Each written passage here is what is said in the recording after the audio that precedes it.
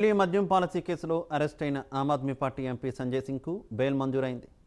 6 నెలల తర్వాత ఆయనకు బెయిల్ ఇచ్చారు.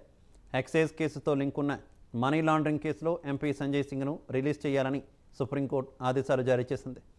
ఆయనకు బెయిల్ మంజూరు చేస్తున్నట్టు కోర్టు వెల్లడించింది. జస్టిస్ సంజీవ్ ఖన్నా, దీపాంకర్ దత్తా, ప్రసన్న బి వరాలేతో కూడిన ధర్మాసనం ఈ తీర్పునిచ్చింది. ఎంపీ సంజయ్ సింగ్ కస్టడీ అవసరం లేదని ఈడీ చెప్పడంతో కోర్టు ఆ ఆదేశాలు ఇచ్చినట్టు తెలుస్తోంది.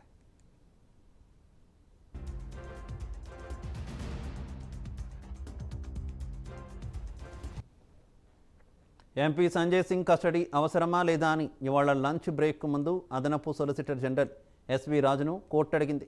అయితే భోజన విరామం తర్వాత ఆయన కోర్టుకు వివరణ ఇచ్చారు.